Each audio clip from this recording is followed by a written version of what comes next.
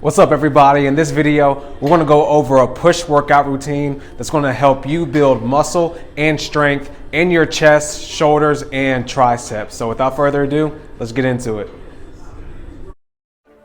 All right, to begin this push workout, we're going to first start with the flat bench dumbbell chest press. And the flat bench dumbbell press is going to be one of the more efficient styles of pressing when specifically looking to build muscle. Pressing with dumbbells is very effective because they allow for a greater range of motion in the press compared to your standard barbell chest press. This greater range of motion in the dumbbells will allow more muscles to be incorporated in the movement, giving you better results in just overall chest development. Dumbbells also force each arm to move independently to lift the weight as well. This further incorporates a greater demand on the chest muscles to stabilize each side as you press and work each side equally to better develop the muscle and strength you want in your chest. The main muscles that you will target in the dumbbell chest press is going to be mainly those middle chest fibers, as well as your triceps and a little bit of your anterior deltoid as well. And some key form tips you want to keep in mind when you're performing your chest presses is, first, you want to make sure you just keep your elbows from flaring out too far as you begin to drop the weight down to your chest. When you do that, it's just going to really decrease your risk for injury when you keep your shoulders not from going out and flaring out too far on the lift.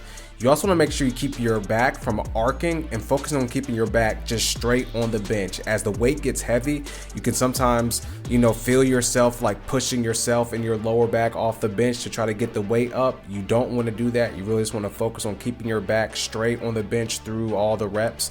You want to make sure you get a full range of motion on your dumbbell presses. You don't want to go into a press where you're only going up about halfway. You want to fully lock that out and really squeeze your chest at the top of each rep. And on these dumbbell chest presses, we're going to do a total of 5 sets. So on set 1, we're going to do the heaviest weight that we can do for 12 reps. Same with set 2. Then on set 3, I want you to up the weight a little bit and do 10 reps on that set 3. And then on sets 4 and 5, I want you to up the weight again and do the heaviest weight that you can do for 8 reps on those last couple sets. And then also before too, if you want to get a little warm up in, because this is going to be the first exercise you do, just to do a lightweight set of about 15 to 20 reps just to get your muscles and everything warmed up and loose and get your mind muscle connection focus on the chest press. That's fine as well. And then after you finish that set 4 and 5 at 8 reps, we'll move to the next exercise. And after we do the flat bench dumbbell chest press, we're going to next move to the incline dumbbell chest press. And the incline just changes the angle in which you're pressing at to be able to target and work more of the upper chest clavicle fibers. So the flat bench is going to really target that middle chest, while the incline is going to really target that upper chest area, as well as the anterior deltoids and the triceps, to make sure that we're working all the specific areas of the chest.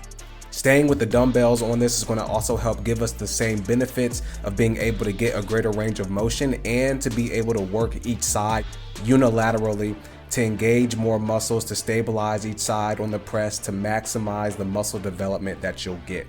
And the main form tips you want to keep in mind while you're doing your incline dumbbell chest presses is really want to focus on that bench angle. So making sure it's at about 30 degrees. This 30 degree angle on the incline bench is what gives you the best activation of that upper chest. So it's really important to make sure your bench angle is correct. You want to get a full range of motion in your press by lowering the dumbbells to about chest level, and then again pressing all the way up, not doing a halfway press up, but fully locking out and really squeezing and activating the chest as you push it up. You also want to again really keep from arcing your back off of that bench and keep it straight on there the whole time. And one of the best ways to do this is, as you're pushing the dumbbells up, is just to really keep your core tight, almost like squeeze your core as you pull it up. This is not only going to help you keep your back from arcing, but it's going to give you more powerful reps and help you be stronger as you go through your sets. And on these incline dumbbell chest presses, we're going to do 5 sets on these. And again, on set 1 and 2, we want to go for the heaviest weight that you can do for 12 reps on those first 2 sets. Then we'll up the weight again on set 3 and we'll go for 10 reps there. And then on sets 4 and 5, we'll up the weight again and do the heaviest weight you can do for about 8 reps on those last couple sets. And then again, if you need a warm-up set, that's perfectly fine to go like just a really light set of about 15 to 20 reps just to get, you know, your mind and muscles connected to the lift. That's also recommended as well. Then after you get done with that, we'll move to the next exercise. And after we get done with the incline dumbbell chest press, we're going to do dips. And dips are exercise that's excellent for helping to build muscle in the chest and just the general upper body. Dips, while mainly working the chest and triceps, are going to also incorporate a lot of other muscles through the upper body and the core to help keep you stable, which is why it is such an efficient exercise for helping to just build overall muscle and strength. Again, the main muscles you'll work in the dip is going to be that lower chest abdominal fibers, your anterior shoulders, and your triceps. And some key form tips you want to keep in mind while you're performing your dips is to really just make sure that you really want to lean forward on this dip. Leaning forward is what's going to activate more of the chest, while keeping yourself straight up is what's going to turn it into more of a tricep exercise. We really want to focus on getting that lower chest, which is why I want you to have that lean forward on the dip as you're performing these reps. You also want to make sure you keep your core really tight to help stay stable through the dip. You want to keep from going too low on the dip as well. If you go too low, it's going to put a lot of strain on that anterior shoulder, which is what you don't want. You want to really just be targeting that chest and triceps. So not going too low is going to be very important. And on these dips, we're going to do a total of 5 sets. And I want you to try to get anywhere in between 8 to 15 reps on these dips. And after we get done with those reps and sets, we'll move to the next exercise. And after we get done with the dip, we're now going to focus on some more shoulder heavy work, starting with the standing dumbbell shoulder press. And the standing dumbbell shoulder press is one of the top exercises for developing muscle and strength in the overall shoulder complex. The dumbbells, as explained earlier, allows you to isolate each side and get a greater range of motion through your presses, giving it a huge advantage in results and muscle development compared to using other modalities like your barbell on your shoulder presses. Performing them standing also allows you to engage your core and your lower body to stabilize you, helping you develop core strength and just some more general power to develop a more well-rounded physique. The main muscles you're going to target and work in the standing dumbbell shoulder press is going to be mainly that shoulder complex and your triceps. And some key form tips you want to keep in mind as you're doing your presses is, first, you want to just make sure that your stance is good. So you want your stance to be a little bit closer than shoulder width apart. You want your core to be really tight as you bring the dumbbells up, and you want to bring your dumbbells up right to about ear level. You want to make sure too that your elbows aren't too straight out to the side when you're doing your presses, and you really want them to be a little bit out in front of you. This is going to help keep you from adding unwanted tension to the rotator cuff and will allow you to just press with a decreased risk of injury.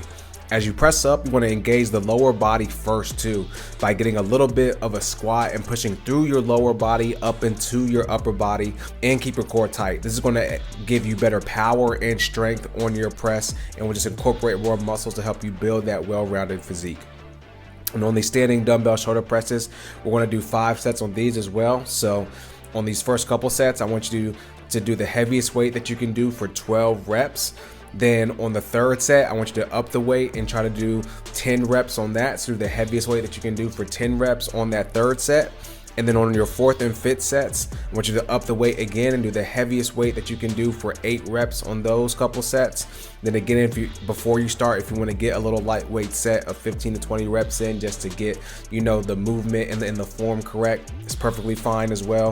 And then after that, we'll move to the next exercise.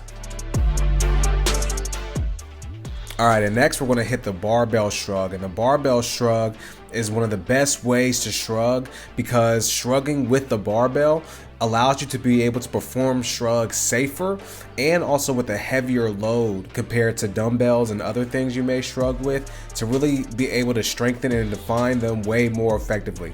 The barbell shrug is going to really isolate the traps. It's going to be one of the best exercises to really isolate and sculpt the traps. And some key form tips while you're performing the barbell shrug is to first, you just want to make sure that you keep your body and arms from swinging or compensating to get the weight up. This is going to take some of the emphasis off the traps. If you see you have to use a lot of arms and momentum to get it up, you definitely want to lower the weight so that you're only squeezing and moving the traps to move the weight. You want to make sure that you're standing straight up too, and that your back is not hunched over as you're shrugging. You want to make sure that you really squeeze your traps at the top of each rep, and think of bringing your shoulders up to your ears on the shrug. That's going to help really just emphasize the traps and give you a better trap contraction when you almost try to get those shoulders all the way up to your ears. And on these barbell shrugs, we're going to do 5 sets on these. We're going to go for about 12 to 15 reps on these shrugs. We're not going at too heavy of a weight. We're going to stay kind of lighter on these and really rep these out. And then after we get done with the barbell shrug, we're going to move to the next exercise. And after the shrugs, we're going to move into the face pull. And the face pull is the best exercise for targeting the posterior muscles of the shoulder that are going to be really underutilized in other shoulder exercises. The face pull is excellent for improving just overall shoulder strength, shoulder aesthetics, and health by developing proper movement patterns. Face pulls are also a great corrective exercise that will improve just your overall posture and help correct imbalances that you may have, which makes it a great foundational exercise to have in all of your pushing routines. The main muscles that you will target in the face pull, again, is going to be those posterior deltoids. And some key form tips you want to keep in mind when you're performing your face pull is first, just make sure that you focus on your grip when grabbing the rope, and you want your grip to be steady by grabbing the end of the rope with your thumb facing backward toward you. This will help activate those posterior deltoids a lot better when you grip it that way. You want to also keep your elbows pointing down as you pull backward. You don't want them to be too far out. You want them to be down. Really make sure you squeeze at the end of the movement of the face pull until you really see and feel those posterior deltoids contract. You can even hold it for about 2 to 3 seconds to really emphasize that contraction of it. And that will just lead to just helping you really develop the posterior deltoids even more effectively. And definitely want to make sure to pull the rope to your face and not like to your chest or like your neck area. It is a face pull, so you want to aim as you pull it back to your face to really pull it to about your forehead high area. This is what's going to engage the posterior deltoids and not your back and other muscles we're not trying to hit. And on these face pulls, we're going to go for 5 sets on these, and we're going to go 15 reps. So going kind of moderately light on these to where we can really rep these out for 15 reps through these sets. Then after we get done with that, we're going to move to the final exercise in this workout. And to finish out this push workout, we're going to do a tricep isolation exercise called the cable tricep kickback. And the tricep kickback, compared to other tricep isolation exercises, is going to really get better results in how much the tricep is activated while doing them, which is why they're just going to be really effective at building and developing the triceps and the strength in them. Doing them with a cable instead of a dumbbell is going to even further emphasize the activation, as the cable is going to really keep heavier tension on them through the whole range of motion, which is going to keep the tricep under tension for longer, which will help develop it a lot better. And some key form tips you want to keep in mind as you're doing your cable tricep kickback is, as you get into the starting position, you want your upper arm to be parallel with your body. As you kick back, having your arm in this position is going to activate the tricep the best. You want to keep from swinging your upper arm on the kickback as well, and focus on keeping your arm in the same place, only using your tricep muscle to move the cable back. You also want to kick back until your lower arm is fully extended out, and then really hold it and squeeze that tricep for about 2 to 3 seconds at the end of the rep to really feel the tricep activate and to keep it under tension for longer, to really just help get the best results while performing these. And on these cable tricep kickbacks, we're going to do a total of 5 sets on these, and I want you to try to go between 15 to 20 reps on these cable tricep kickbacks to finish out this push workout. All right, guys, that's going to be it for this push workout routine. And before we get out of here, I want to give you guys this verse. And this verse is Matthew 11, verse 28, which says, "Come to me, all who labor and are heavy laden, and I will give you rest." I want to give you guys that verse, man, because I know in the same way how we're training our pushing muscles, trying to maximize our muscle and strength in them. In the same way, we might not just be working on our pushing muscles in our physical body, but just in different goals and other things you may have set for yourself that you're pushing and striving towards on a daily basis. And this verse is a great reminder for you guys, just to let you know that, that pushing and that working and that striving and grinding, it's all good. But as a believer and as a person and son and daughter in Christ, there is a level of trust and faith and rest that God wants to give you as you're pursuing the things that you're doing. With God, it does not have to be a grind. It doesn't have to be something that you're putting endless amounts of effort and working in your own strength. So I just want to encourage you guys, man, to really, rely on God, rest in God, continue to work and strive, but also don't rely on your own strength. Trust in God's wisdom, strength, and timing that He can impart in you. And through that, you will see extraordinary results in anything and everything that your guys are working and trying to do. All right, guys, that's going to be it for this video. I hope you guys enjoyed that. If you did, definitely be sure to leave a like. Definitely be sure to comment any questions, feedback, concerns. Would love to connect with you guys even more, so leave all of that in the comments below. Definitely be sure to subscribe and hit the bell notification as well, as I'm always uploading new content every week to help you improve your physique, your health and wellness, and your faith through the foundations of fitness and a relationship with God. So be sure to subscribe so you don't miss any of that new content. And also be sure to check out some of my other stuff that I have as well. I'll leave some links in the description for just some other things that I have that I think will further help you in your health and wellness journey. And again, I just want to thank you guys for tuning into this video, and I'll see you in the next one.